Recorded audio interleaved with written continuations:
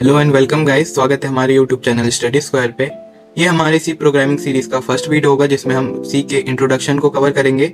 अब डेली एक नया वीडियो आएगा जहां पर हम सी के बारे में पढ़ेंगे, जो कि बिगिनर्स लेवल पे होगा, जहां पे हम बेसिक से लेके एडवांस तक सी के सारे कॉन्सेप्ट्स को एक के बाद एक पढ़ेंगे और उसके प्रैक्टिकल्स भी करके देखेंगे। तो चलिए शुरू करते हैं। C programming language is a general purpose programming language that has been widely used over 50 years. मतलब सी एक जनरल पर्पस प्रोग्रामिंग लैंग्वेज है जो कि 50 साल से भी ज्यादा सालों से इस्तेमाल हो रहा है। आपने अपने लाइफ टाइम में सी के बारे में जरूर पढ़ा होगा अगर आप प्रोग्रामिंग फील्ड में होंगे। तो इन जनरल मैं बता देता हूँ, सी जो है एक बहुत ही पॉपुलर लैंग्वेज है। इसकी पॉपुलैरिटी का एक मेन कारण है ये बहुत फास्ट है। बाकी प्रोग्रामिंग लैंग्वेजेस से सी प्रोग्रामिंग लैंग्वेज टॉप 1 पे आता है अपने फास्ट स्पीड के लिए।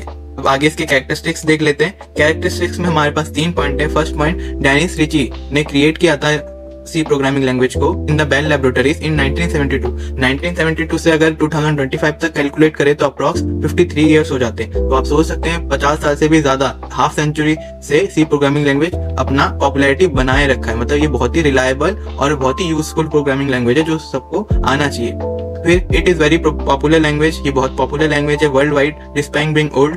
The main reason of its popularity because it's a fundamental language of computer science, जो कि बहुत बेसिक्स है कंप्यूटर साइंस का। फिर third point, C is strongly associated with Unix as it was developed to write the Unix operating system.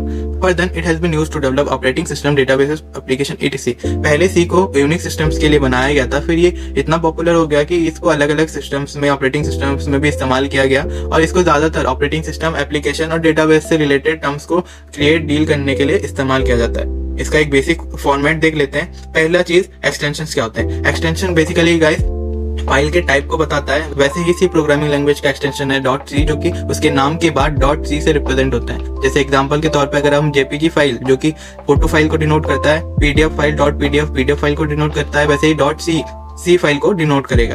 अब इसके सामने एक एग्जांपल है जो कि एक सी कोड है जिसके अंदर हमने हेलो वर्ल्ड को प्रिंट किया है। इसका बेसिक मतलब हम अभी ब्रीफ करेंगे, लेकिन बाद में end of the session practically करके भी देखेंगे। इसमें पहले हमने #include stdio.h लिखा है, जो कि एक हेडर लाइब्रेरी होती है जिसका काम होता है इनपुट और आउटपुट फंक्शन को सपोर्ट करना। फिर हमने इंट फंक्शन का इस्तेमाल किया है, पैरेंथेसिस ओपन एंड क्लोज, फिर कर्ली ब्रैकेट ओपन करके printf हेलो वर्ल्ड का इस्तेमाल किया है, पैरेंथेसिस कोटेड कॉमा के अंदर, फिर रिटर्न 0 और फिर कर्ली ब्रैकेट क्लोज किया। इसका बेसिक मतलब होता है हेलो वर्ल्ड को वो डिस्प्ले कर देता है।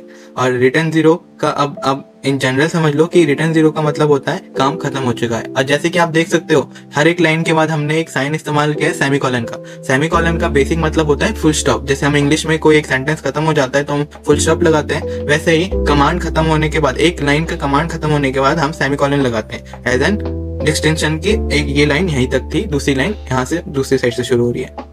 Then why we learn C, को हमें क्यों पढ़ना चाहिए, सी को हमें क्यों पढ़ना चाहिए। इसके 4 पॉइंट्स है गाइस।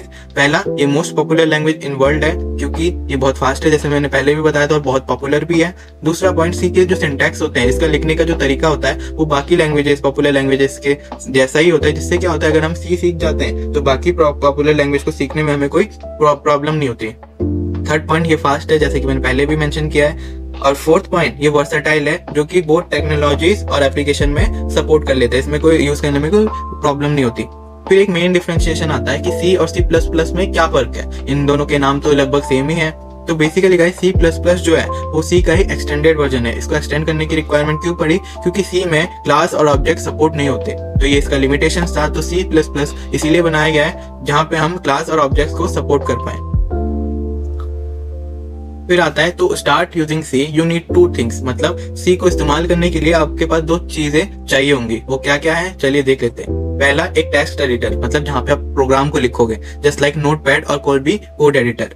हम यहाँ पे विजुअल स्टूडियो कोड एडिटर का इस्तेमाल करेंगे, जो कि एक one of the popular code editor है माइक्रोसॉफ्ट का, जिसके अंदर हर एक प्रोग्रामिंग को भी आप लिख सकते हो और ये बहुत रिलायबल और इजी टू यूज है। इसीलिए हम सी प्रोग्रामिंग को करने के लिए विजुअल स्टूडियो कोड एडिटर का इस्तेमाल करेंगे।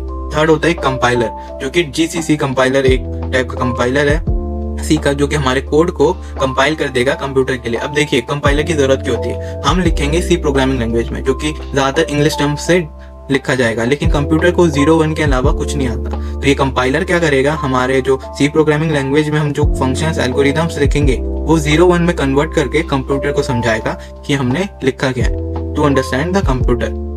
तो चलिए अब इसका प्रैक्टिकल करके देख लेते हैं, जिसके लिए हम यूज करेंगे विजुअल स्टूडियो कोड एडिटर का। ये है हमारा विजुअल कोड एडिटर, जिसके अंदर पहले हम एक न्यू फाइल क्रिएट करेंगे, फिर उसका नाम दे देंगे कुछ भी, फर्स्ट प्रोग्राम, क्योंकि ये हमारा फर्स्ट प्रोग्राम होगा, और .c से सेव करेंगे।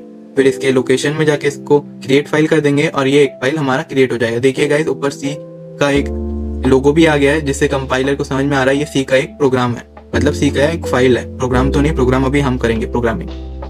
अब जैसे कि हमने पढ़ा था पहले हमारे टॉपिक में, पहले हम लिखेंगे लाइब्रेरी, जिसके अंदर हम इनपुट आउटपुट लाइब्रेरी को इंक्लूड करेंगे, जो कि #include ब्रैकेट्स के अंदर stdio.h, जो कि इनपुट आउटपुट लाइब्रेरी होती है, जो कि इनपुट और आउटपुट कोड्स को सपोर्ट करेगा। अगर ये नहीं लिखते तो हमारा printf काम नहीं करेगा। फिर हमारा मेन फंक्शन int main, फिर पैरेंथेसिस ओपन एंड क्लोज, फिर कर्ली ब्रैकेट के अंदर हम अपना कोड लिखेंगे। तो जब भी आप अपना कोड लिखते हो, कुछ भी कोड, तो ये बेसिक सिंटैक्स आपको लिखना ही पड़ता है। अगर आप ये बेसिक सिंटैक्स नहीं लिखोगे, आपके कोड में एरर आएगा। हमारा कोड लिख लेते हैं, जो कि ये प्रिंट करना है हमको हेलो वर्ल्ड को। तो इसके लिए हम printf कमांड का इस्तेमाल करेंगे। पैरेंथेसिस ओपन करने के बाद कोटेड कॉमा के अंदर लिखेंगे अपना वर्ड हेलो वर्ल्ड, फिर ब्रैकेट के बाहर रखे सेमीकोलन फॉर फुल स्टॉप। जैसे ही हम इसको रन कोड करेंगे, यहाँ पे कंपाइलर थोड़ा टाइम लेगा और हमारा हेलो वर्ल्ड प्रिंट करके दे देगा। जरूरी नहीं हम यहाँ पे हेलो वर्ल्ड लिखते हैं, हम यहाँ पे कुछ भी लिख सकते हैं, जैसे आई एम अ कोडर। फिर रन कोड करेंगे सेव करने के बाद, ये कोड करके दे देगा। एक और चीज, हमने ये C प्रोग्रामिंग लैंग्वेज को रन करके तो देख लिया, लेकिन आपके प्रोग्राम में ये एरर शो करेगा, क्योंकि आपने कोई कंपाइलर इस्तेमाल नहीं किया। हमने यहाँ पे C प्रोग्रामिंग के अंदर हमने यहाँ पे विजुअल स्टूडियो के अंदर C++ और C के एक्सटेंशन का इस्तेमाल किया है, जिससे कि ये ऑटोमेटिकली कंपाइल हो रहा है। तो इसका सेटअप, विजुअल स्टूडियो कोड का सेटअप भी बहुत इंपॉर्टेंट है, जो कि आप यूट्यूब में किसी वीडियो को देख के सीख सकते हैं, अगर आपके विजुअल स्टूडियो कोड में कोई एरर आता है तो चलिए आज के लिए इतना ही, मिलते हैं अगले क्लास में।